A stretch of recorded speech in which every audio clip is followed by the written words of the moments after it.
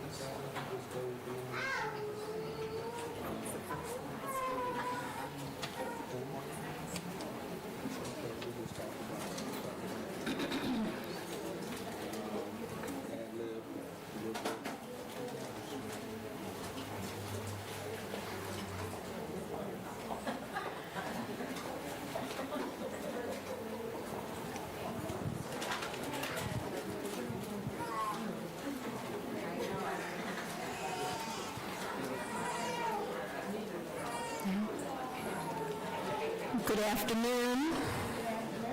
Good afternoon, Asbury.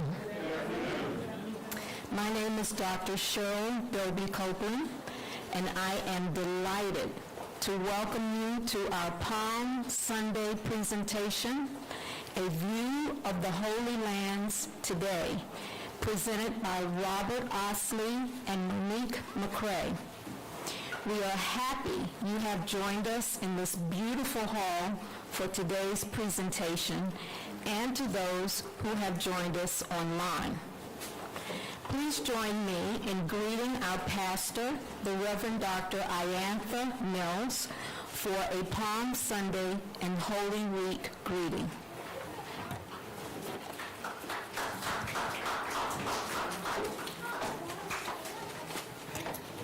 Well, the only greeting that one can do on Palm Sunday is simply to shout, Hosanna, and we would reply, Hosanna, Hosanna, Hosanna in the highest heaven.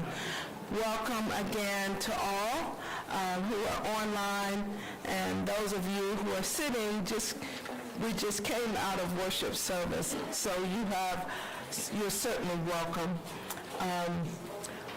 We could not go to the Holy Lands, so the Holy Lands are being brought to you. Enjoy. Amen.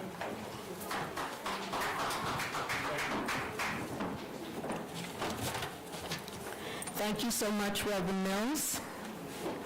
Again, we are happy to welcome Robert Osley and Monique McCray for a presentation on the Holy Lands. The Osley family spent 9 years living in the Middle East and traveling throughout the Holy Lands. Today's presentation will briefly explore the history leading up to the life of Christ and the subsequent spread of the gospel. We would also like for our online guests to join in the discussion by being prepared to write your questions and comments in the chat box on YouTube. And we will try to respond to as many questions as possible. Again, please join me in greeting our presenters, Robert Osley and Monique McCray. Hello, my name's Monique McCray, as she stated, and this is my family. So we were active members of Asbury United Methodist Church up from the time that my daughters were very young. Around 2014, we had an offer to move to the United Arab Emirates, to a country called the United Arab Emirates, to a city called Abu Dhabi, which some of you may have heard of. If you haven't heard of, I'm sure you've heard of Dubai. And when we got there, we, of course, had a whole new culture to get involved with. But the other thing that we noticed was that it was very close to a whole lot of places that we had read about in the Bible. The first place we ever went to was Egypt, and that was within the first 5 months of living there. And being in Egypt, we became aware that there was this definite interconnectedness of that whole region, and that the Bible, as we understand it, it essentially occurs there. So that became our mission, was we were going to go and see as much as we could. Old Testament, New Testament. If the country wasn't at war, if it was safe for an American to be there, if we were allowed into the country, then we were going to go see. So there's a lot that we've seen and experienced, and it's too much for this presentation, but since it is Palm Sunday and Easter is coming, we thought we would focus on Holy Land as it relates to the life of Jesus. So next slide, please.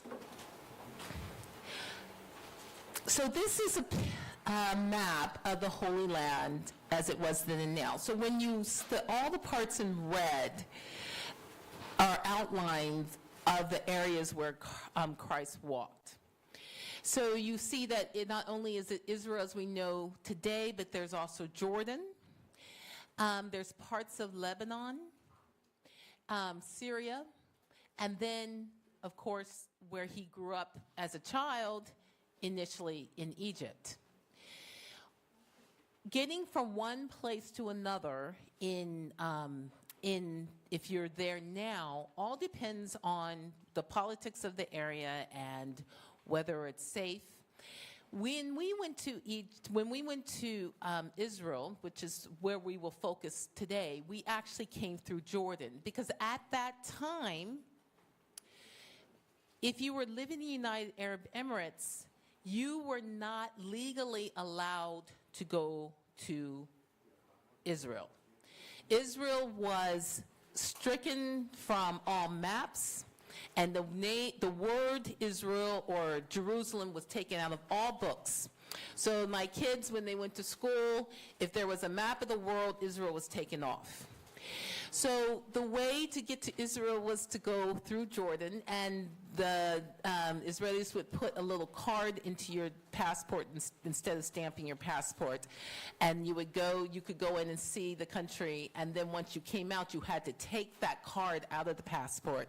Because if it was there, you would never be allowed back in the country, back into the United Arab Emirates. Next slide, please. This is a picture of Jerusalem and the holy city, the holy city of Jerusalem, and then the walled city of Jerusalem. So the area that is closest to the bottom, which is closest to us, where the picture was taken from, is a burial site. And people want to be buried there because when the Messiah comes, they want to be closest to the city, because the Messiah is going to come to the walled city.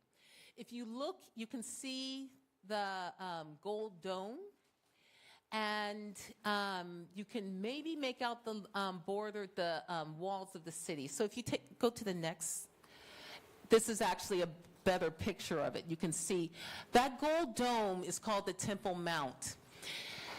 You've heard of the Temple Mount, I'm sure, in the news. It has been the source of a number of wars, because it is the second most important Muslim holy site, and it sits in Jerusalem. Now, the interesting thing about the walled city of Jerusalem is a Muslim city.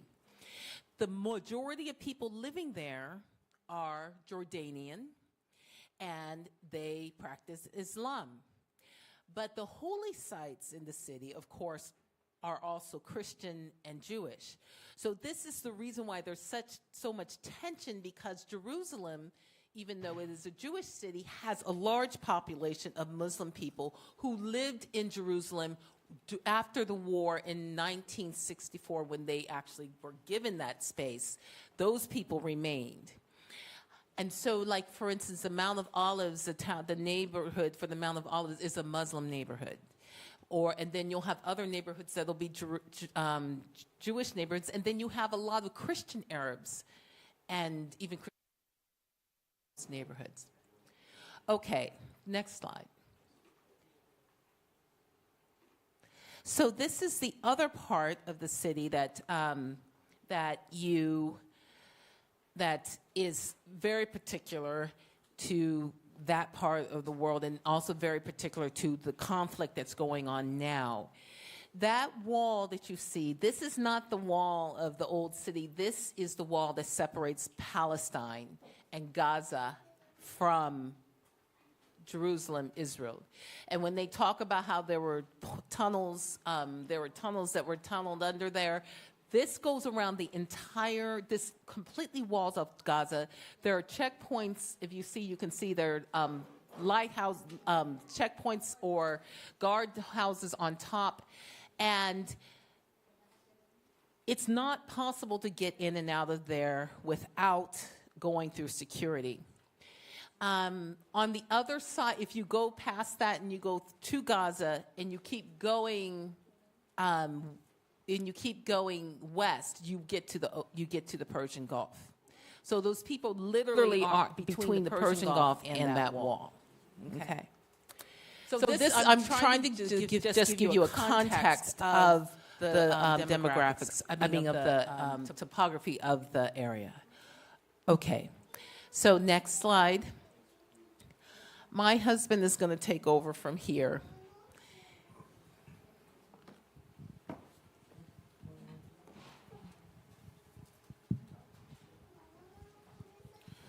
Good afternoon, church. My name is Robert Osley, and I have to tell you, it was an absolute blessing being in the Middle East and living there for the 9 years. There's so much more that we can talk about, but that'll have to be another time. But for right now, as we know, if you look at the slide here, Bethlehem, Jesus, our Savior, was born in Bethlehem. And when we visited Bethlehem and we came up first to this area that they call Shepherd's Valley, where the angels appeared to the shepherds. It is a beautiful, beautiful valley there. But next slide, please. But right here, as you see, my daughter is much younger there. She's standing in front of the entrance of the Church of Nativity, where this church sits above where Christ was born. The other slide shows the inside, what's the parts of the inside of the church of an entrance. Now, the significance of this is that, as we know how the story says in the Bible, they were looking for a place for Jesus to be born. And they found this location, and through astronomy, they were able to pinpoint exactly where that spot was. Can we go to the next slide? Now, this is the relief picture that they have of the Virgin Mary and Jesus. Interesting, right? This picture is, but this is the one they have in the Church of Nativity that sits above the spot where they feel like Jesus was born. Now, yeah, that's fine. We can go to the next slide. Oh, I'm sorry.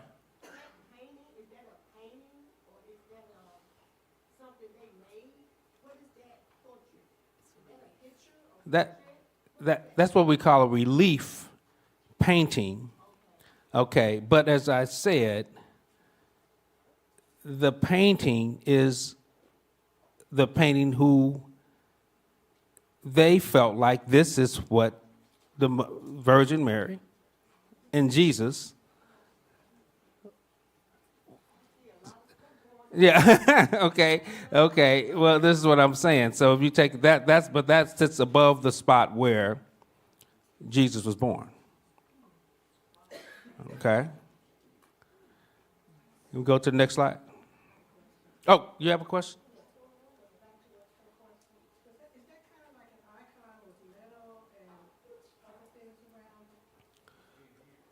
With metal, what?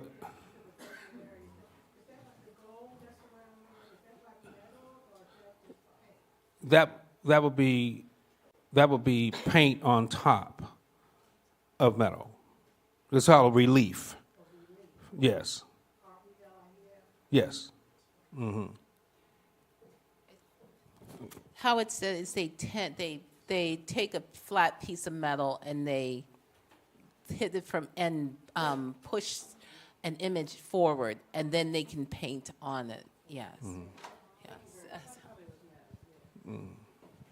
Okay. Now, yes, sir. That was Bethlehem. But, okay, yes. But this relief painting is in the Church Nativity in Bethlehem. Okay? Let's move next slide, please.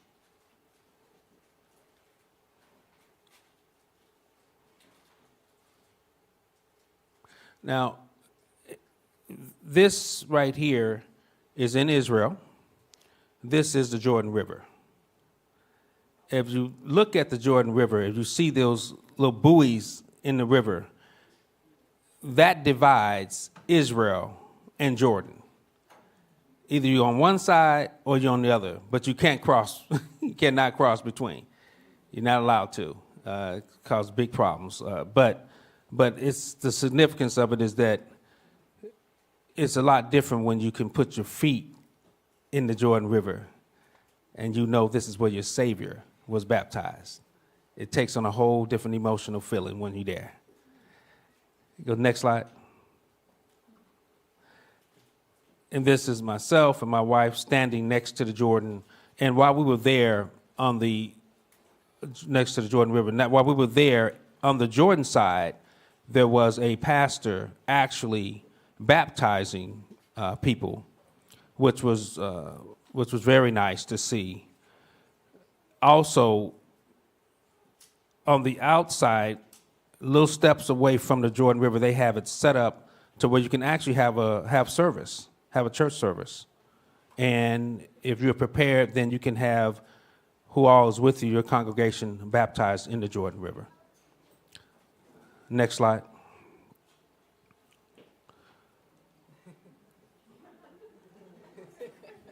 Yeah. Well, what do you think this is? Where do you think we're at? Yeah, but where do you think we're at, though? The Dead Sea. That's the Dead Sea. And in the Dead Sea, if you can kind of see the people in the water, once you get in the Dead Sea, you really can't stand. You can stand, but once you lay down, you just automatically float. Automatically float. You never, you just automatically float. And that's why you tell people, do not close your eyes, do not fall asleep, because you will just drift off. You'll just drift away. But on the other slide, as you can see, my wife and daughter took full advantage of the mud. Okay, the mud is supposed to have these cleansing powers. If you're in Jerusalem and you go to all the shops, they have all the mud ointments and things you can buy and for healings of the skin. So you'll actually see people out there just taking up buckets of it to take back with them. Buckets of it. Next slide. Now, since we are in this most amazing week ever of the earth, Holy Week, right there, as you see, it says Gethsemane. That's the garden. That tree that we're standing in front of, at that time, we were told it was right around 2,000 years old. They have olive trees there that right now, I think the oldest one now is close to 1,100 years old, but olive trees can easily live to 2,000 years old. Standing there, knowing this is where our Savior prayed. He prayed until drops of blood from sweat came down. Just to be standing knowing that we were in that space right there was absolutely amazing. And when we read these things in the Bible, it's one thing. But when you get a chance to be there and you're walking around, you can't do nothing fast. You just can't. Next slide. The caption here is actually showing where Jesus, when he was put on trial, see, a lot of times you see television shows, and he's standing there, and Pontius Pilate is there, and they're standing there. No, he was actually in jail. He was held in jail. And that's the site right there. It says Prison of Christ. That's exactly where he was. Is there a question? Okay, with the entrance where you're going into, it seems like he has to really sit down. Y'all could barely walk in there. And it says prison. Yeah. Don't say jail. It says prison. Yeah. Well, you know, he was there because he chose us. You know, he didn't have to be there. And actually, the next slide. As you can see, he is sitting, and his legs are entrapped in holds, and he has chains around his ankles. Now, also you see angels there. So at any time, he could have made the decision: are they worth it? Or are they not worth it? You know, he at any time he could have said, Father, I don't want to do this anymore. I want to come back home. I don't know if they would, but he made a decision to stay there for us. I wanted to also say one thing about the level of the doors. You have to also remember that back then people were likely shorter. They were likely shorter than they are now, simply because of nutrition differences, changes in nutrition and stuff. People tend to be a lot taller now than they would have been back then. So the door was low, but actually my daughter was standing in that door is relatively tall. So I would have to duck to go under, but not everyone would. There are plenty of people today who would be the correct height to go through that door. It is. It was a short and predicted space. Okay. Next slide. Now, when we talk about Jesus, the trial, the sentence, what comes after that? When he was sentenced, it wasn't like today, well, you know, next month you'll go and do your term. When he was sentenced, they said, here's your cross. Right now. You're going to put this on your back, and you're going to make it wherever we tell you to go. And that's called the Via Dolorosa, the journey that he took for us, bearing his cross. And along that journey, as you look at those roads,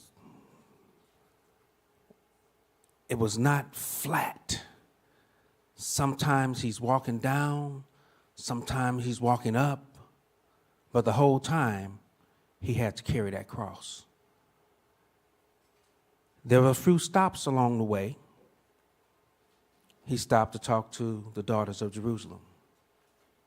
He fell twice or three times. He fell, from what we understand. But because when I was looking at that and the distance that he had to walk, it was not a short distance at all. It's not a short distance. Can we get the next slide? Now, for those who have not visited and may not know that there are more than one site that they say Jesus was buried. Now, this is the first site. This is what we call, Calvary. Now, this came about when Emperor Constantine's mother was in search of Christ, and she came to Israel. And she decided, from her research, what they found out, this must be the site. So from that point, that's what they went by, that this is the site, and all these things became erected under a dome, under this church, And that entrance right there is where they say the Christ was buried. Next slide. Now, that stone there is where they say that's the stone that Christ's body was laid on. Now, this stone, I don't know how they do it, but it smells so sweet. It smells like they keep it perfumed, they keep it, but they're saying this is the actual stone. The actual stone. Next slide. Now, getting to what, in my opinion, is the burial site. Because in this photo, it's described like they talked about it when we read in the Bible. That is Golgotha. No. Let's go back, please. Let's go back. If you can look and you make out the picture, it looks like a skull. Looks like a face of a skull.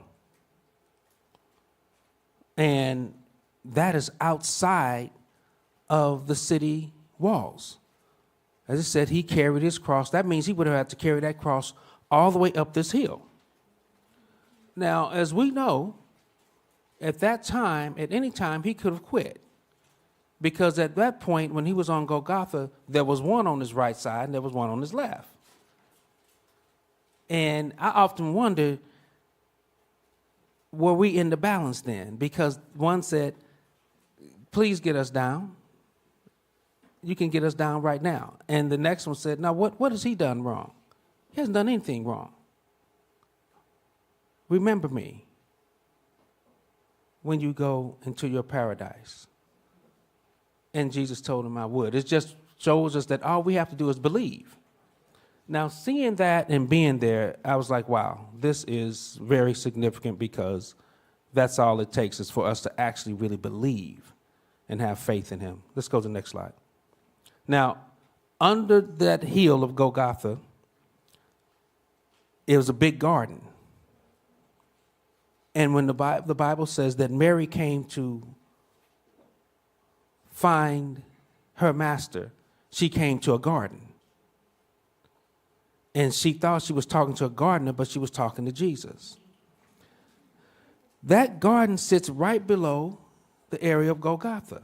And that is the entrance of where we believe where Christ was actually buried. That stone is a replica. It's not the stone, of course, but it's a replica of it today that they have in the garden. Next slide. It's no problem. My wife's going to start speaking now. Take over. Okay, so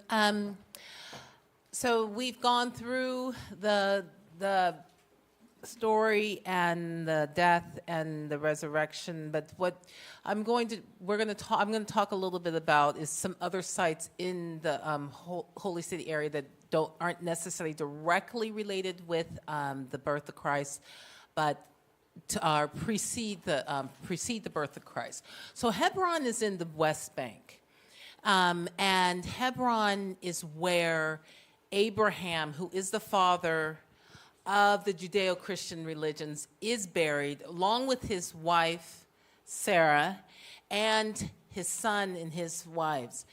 So go to the next slide. This is walking to the Abraham's tomb. It is in Palestine, and these are Palestinian young women who, well, it's in the West Bank, and it's inhabited by Palestinian people. So these were Palestinian young women going to the tomb of Abraham to worship. As you see, they have their heads covered, which, of course, in most Muslim sites in the world, you have to cover your head if women have to cover their hair. Go ahead, next slide. That's us, along with a friend of ours who traveled there with us. They gave us these schmucks to put on, cover our heads, and also to cover our clothes. Next slide. So this on the left, this is Sarah's tomb. And it actually, I couldn't get a really great picture of it. It actually is identical to Isaac's tomb, which is on the right, but it's covered by a green drape. Abraham's tomb has been placed for safety under the ground, and it's at the bottom of like a well. And if you look at the next, the next slide, look at the next slide. You can see they have this well and you can look down and see the top of it. And those are my daughters taking a look down there. It was almost impossible to get a good picture of it. But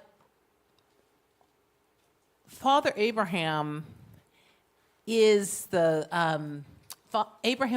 father of these three major religions. So all of these sites, most every site in that area, it has significance to multiple groups. Next slide. So we also visited Jericho, which is the lowest place on earth, 1,300 feet below the sea. It's interesting because you hear the story of Jericho. For some reason, I think of this humongous, big city that they were walking around, and I'm sure it was bigger than the area that's been excavated. That's next slide. But the next slide shows this is all Jericho, and they've started excavating. You can see where they're uncovering the walls of Jericho. Really interesting place to walk around and just kind of understand the story of Joshua and his walk when they would walk 7 times around the walls. Not a short walk, but then again, not as, in my child's mind, I always thought this must have taken forever. It must have been early morning to late night, because I thought it was much bigger than that space. Okay, next slide. So this is back in the West Bank, and this is just some pictures kind of showing you what it's like there. The West Bank, this is Hebron. So Hebron is now very much controlled by Israel. It used to be a bustling marketplace. You can see the tanks driving there. There were tanks riding, always tanks in that area. You could see the armed soldiers. And then the people who lived there had to have pass books showing that they were allowed to be in the area. Next slide, please.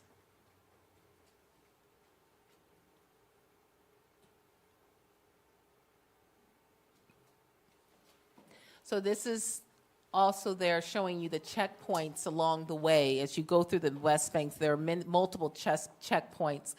My husband and my daughter were out walking towards this area where Abraham's tomb is. And this was one of the checkpoints that we had to kind of go through. Yes? How did you handle all the walking? How did you handle it? Oh, fine. You wear like high heel shoes. That's why I asked. I wear tennis shoes when I'm walking. Okay. I wear tennis shoes when I'm walking. In fact, I'm more comfortable in tennis shoes than I am in these high heels right now. No, there's a lot of walking involved if you're going to go to the Holy City, because there's so many spaces you cannot take a car, so you have to be willing to walk. Okay, next slide. So this is when we went, we did not go with a tour group. The girls had 2 weeks off, so my husband took them, and I went originally with them. And a friend of mine had arranged for a family member of hers to take us around. And so we had a tour guide who was Muslim and a tour guide who was a Christian Arab to take us around the place. And we rented a condo in Jerusalem. So we would go out, we went to the little marketplaces to get our food, and we would go to the store. And one thing that you notice is that there's armed guards there are armed soldiers everywhere. armed soldiers everywhere. This young guy, I think he was either on a date or he was, maybe that was his sister. That was not unusual to just see a soldier carrying his gun. You would see students come in and people would have their music instruments and they'd be laughing and joking. You'd have at least one or two people carrying long guns. The other thing is that every Israeli youth is required to serve. So even even females do. And so you had the Israeli girls, which was, so I served in the military, and I remember we always had to have our hair up above our neck. In Israel, the girls had their hair flowing down their backs, and they would be carrying these big, humongous machine guns, and not only just policing, but also helping the community. And you'd have all this beautiful long hair flowing, and it was very, very interesting. Yeah, so this is Robert getting dinner for us. Next slide. So two other sites. This is Lazarus' tomb, which was the tomb from which he was raised. He later died in Cyprus.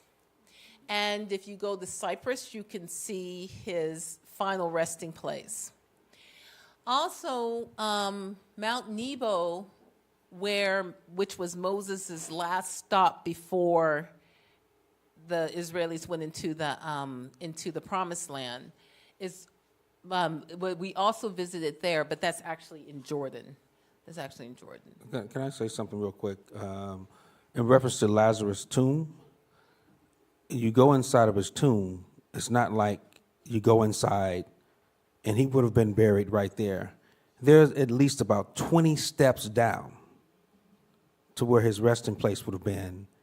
So when Jesus called him, it wasn't like he just got up and walked up. He had to come up about 20 steps to get out. So that's the power of our God, see? So I just wanted to make sure that was put in there. Go ahead. They like steps. They like digging the ground. And to me, it seemed like it was a spiritual thing to bury them and not really hide them, but it seems like everything was underground, a lot of rocks, a lot of terrain. I think that's why it's kind of difficult. That's why I asked your wife, how was this walking coming along? Because it seemed like y'all just had to walk, mountains, terrains, valleys. So, and I'm going to address that in a few seconds. Just next slide, I'm being told to move it along. So this is Egypt and the Holy Family. Next slide, please. So this is just one slide. So we did go to Egypt, and the Egypt trip actually preceded our trip to Jerusalem. When you go to the Coptic Christian area in Cairo, they have in the Coptic Christian area the dwelling place of the Holy Family, one of the dwelling places of the Holy Family during the time that they lived in Egypt. And the Egyptians, as we know, are excellent historians. They wrote everything down. So this is a map that you can find in the Coptic Christian area that shows the resting places and the dwelling places of the Holy Family when they traveled from Israel to Egypt and then back again. Okay, and next slide.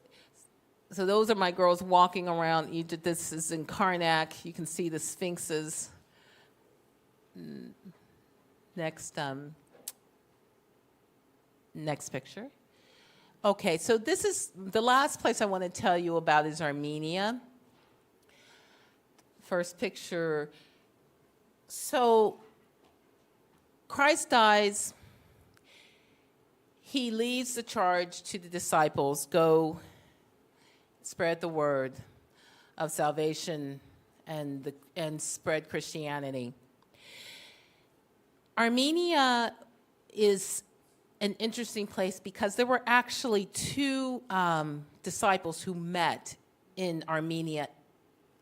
It was supposedly a chance unintended meeting. They were both passing through Armenia on their way someplace else, and that was Thaddeus and Bartholomew.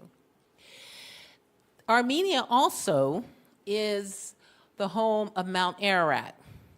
That's the mountain that the ark rested on, and that's the mountain in that picture. Now, where I am taking this picture, where this picture was taken, is about 6 kilometers to Mount Ararat. Right now, Ararat is in Turkey. It used to be in Armenia, but if you know anything about the politics in that area and the wars in that area, it moves back and forth. It depends on who's winning. They redraw the lines, and the mountain either will rest in one place or the other. According to the Armenians, every Armenian will tell you 100% that the ark is up there because they have been there. Many have been there, and many have. It used to be years ago that people used to bring parts of it down and put it and integrate it into their homes. They will tell you that the ark is definitely there. So next slide. So where this picture was taken was at a place called Church of St. Gregory. So St. Gregory is well known within Christianity. He was actually he was an apostle, not one of the original apostles, but he was a later apostle who was responsible for converting the Armenian king to Christianity. So Armenia actually became the very first Christian state in the history of the world. The story is that he was there trying to spread the word, and the Armenian king had him arrested, thrown in a dungeon. And so you can see this is the very dungeon. You can see the staircase coming down, and he just had it sealed up and said, that's that. Approximately 12 years later, his sister started having dreams, and she went to him. She's like, I keep having these dreams, and I'm very bothered by them. They're very distressful. What happened to that guy who you put down there in the dungeon? He's like, well, he hasn't gotten any food. He hasn't gotten any water, nothing. There's snakes down there, too. So I don't think you need to worry about it. She kept having the dreams, and she says, you have to go. You have to go there. You have to go and check and see what's gone on with this person. So he went, they unsealed it, and Gregory was alive. He was alive. Now, even Armenians will say, well, there are like cracks, people probably were slipping him food and stuff, but he was alive. So the Armenian king converted to Christianity and said that his state would also be a Christian state. So they were the first. Does anyone know who the second Christian state was? What was the second Christian state? Country. Well, they call it Christian state, but it's the states are the country. Anyone? Ethiopia. Ethiopia became the second Christian state. And if you go to Ethiopia, which I didn't include that here, you see St. Gregory all over in many of their depictions of historical depictions, even depictions of Haile Selassie at war. They have images of St. Gregory. Okay, next slide. So there you see my daughters looking at their father coming down, coming down that ladder. But the next to this area in the picture on the right, you see there is a pole, a stick with a pole with a cross. That is supposedly the area where Bartholomew and Thaddeus preached to the Armenian people together when they met during their travels. And one of them left and went to Turkey, and the other one left and went to Iran. Okay. So, next slide. So this is our family later, just not a few years before we came back. Thank you so much for having us, and I'm going to open up for questions. We really feel blessed to have had a chance to do this.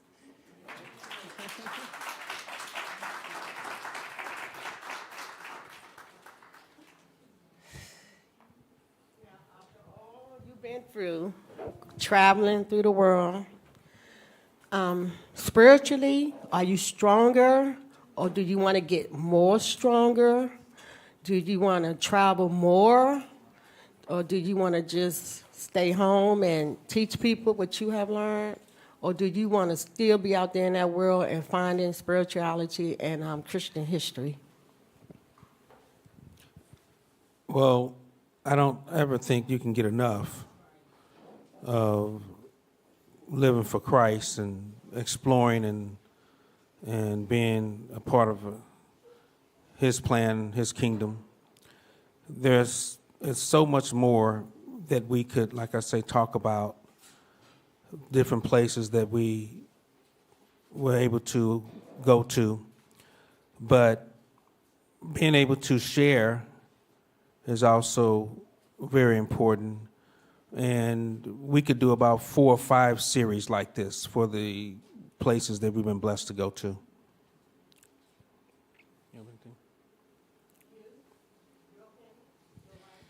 So I think that what really struck me was the interconnectedness of all of it, and getting a good understanding how the history was positioned in the space of the world was kind of brought it more to life to me than it always ever had before. I do believe that if a person is, in Islam they say if you are able, you have to go do the Hajj, you have to go to Mecca. I do believe that if you are able, it is important to go to the Holy Land to at least understand not only Christ's life, but also to understand how the life of Christ was positioned how the life of Christ occurred within a region that was primarily Arab and Muslim.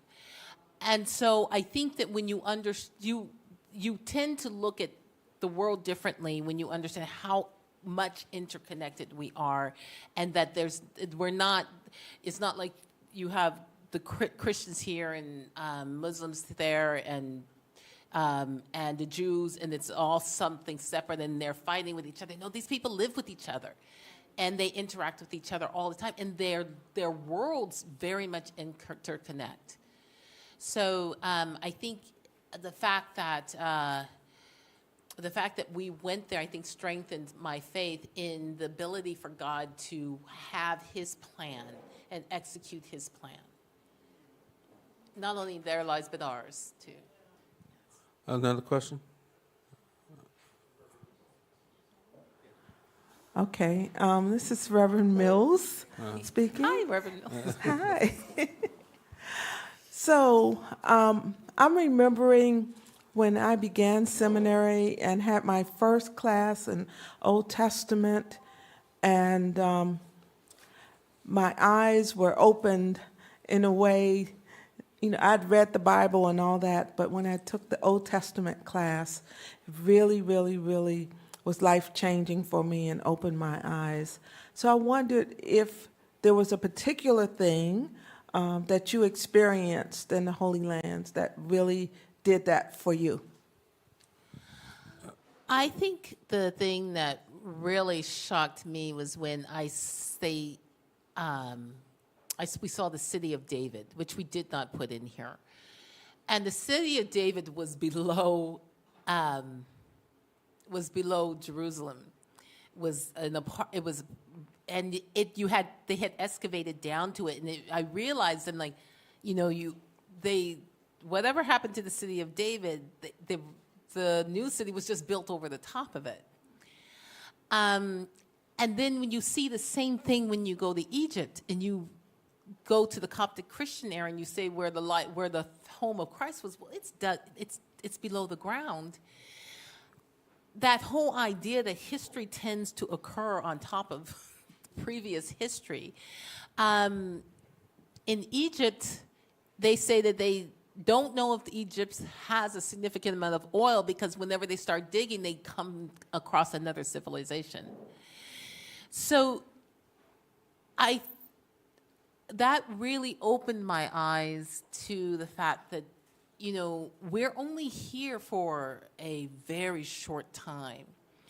And in the end, each life that exists has the opportunity to improve the next life, even though it probably will likely be stricken from the record.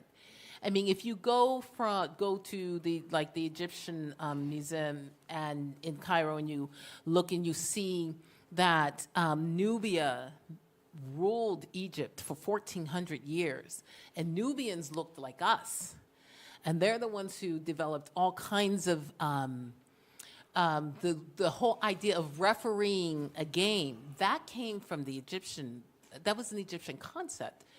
But over that, those people left, they contributed that. Nobody knows that they contributed that, but they contributed that, and then you have the next group that comes forth. So for the Christian walk, I believe that it's the same. It is the same. We have the opportunity to do good, and that, yes, they may not remember us, but what we do continues out in the world for generations. Well, I would like to say, as far as my eyes being open, I think my eyes were widened. My thing is, I love history. And when you read the Bible and you find out things, the first time you read it, like you say, then you read it again, you can get a whole different perspective. But that perspective came to life for me, going to different places and actually taking courses. I took a course there, history of the Bible. And while I was in Abu Dhabi, they would have these courses, and I'd take these courses, and we started at the Garden of Eden. And they show where was, where Abraham would have been as a child. And all the way through, because Abraham also went to Egypt, Moses came out of Egypt, and Christ went and lived in Egypt. All these things that the Bible lets us know, I was able to witness and see. So when someone says to me anything about, well, the Bible's been written, and how do you know it's true? Because this has this version and has that version. I don't care what version it is. Jesus is real. And every time you bring something up about him, we're still talking about him. He's in that book, and he's real, and he was there from the beginning. And there's no question about that. I've been able to witness and see it, and it is true. You can believe it. When you get a chance to go see it, you will understand exactly how I feel. Yes. Hi, I'm Carol Travis. I just want to say I had an opportunity to talk to Robert at dinner church at length about his experiences overseas. And I just invite folks who attend this church or who are visiting to engage the two of you and the two girls. They've had wonderful experiences. I just was envious of the things that they did. One of them's looking at me like I'm crazy. But they really have had really good experiences. So I'm inviting people once this is over, not today, but at another time, because you all are certainly back. I was so happy to see you come back. But just talking to Robert, I was just fascinated by how many languages the girls speak, how many languages both of you speak. It's just such a wonderful experience. So I'm trying to continue the conversation after today. And I know you don't mind talking about some of the wonderful experiences you had, but I'm just so grateful that the four of you are back. That's all I need to say. Thank you so much. Thank you. Hi, I'm Michelle Cooper, and I am a guest of Vanessa Wilford. She invited us here to participate in the parade with the donkey, and I didn't know about this, and I really feel blessed to have been able to sit and listen to you talk about your experiences, so thank you for sharing. My question is, I really am struck by how you describe the interconnectedness of the communities, the Jewish community, the Muslim community, the Christian community. And as I think about that, and I think about what's happening today on this Palm Sunday in that part of the region, what are your thoughts and reflections about how we as a community, all three of those communities, and as a worldwide community, how do we move forward?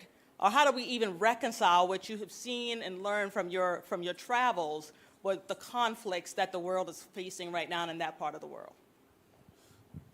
Thank you. Okay. Well, when I first visited Israel, I didn't know about the wall that the Palestinians are forced to live behind. I didn't know it existed. And after seeing that and going into Palestine, because most of Palestine is where Jesus did much of his work. And so it started coming to life like, okay, well, why are these people forced to live behind this wall? It was called the largest open air prison in the world. You're talking about millions of people. And so I was like, well, and the little things that you don't get to hear about. I was working out one morning, running from the Damascus gate to the Jaffa gate, and shots just rang out. A young Palestinian, 17, 18-year-old, frustrated maybe, stabbed a soldier. Well, they killed him immediately. It's not like, okay, so, but as I explained to one of my tour guides, he was trying to explain to me the problems that existed. And I just said, hold it. I'm here because my Savior was here. And all I can do is pray for you because he's the only one who can fix this. This problem's been going on for thousands of years. He's the only one who can fix this. But when you have factions against each other all the time, because this should be my land, and other people saying, well, in the Bible, it was promised to the descendants of Abraham. And you say, well, you said that right. The Palestinians say you said that right because we're also descendants of Abraham. See, they'll tell you we're also descendants of Abraham. So the way forward for this situation going on today, it is such sad tragedies, but only God can fix this.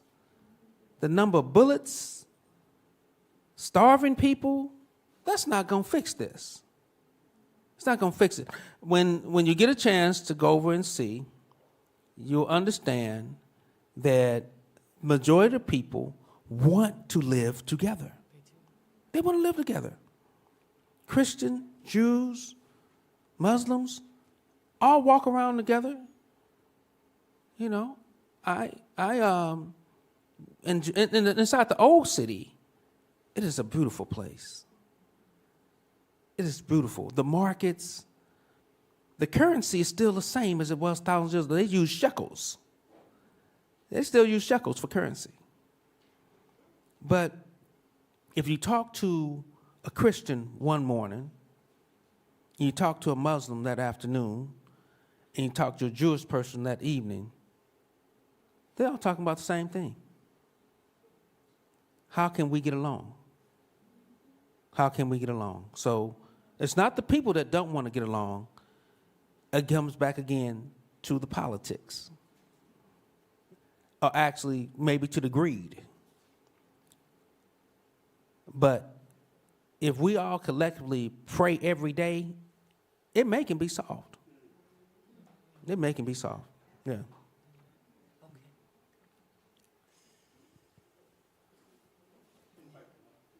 So I'm going to invite my daughters, Cheyenne and Giselle, up to join us. I have a third daughter who's in college, who's not here with us, but these are my second and third daughters. Cheyenne.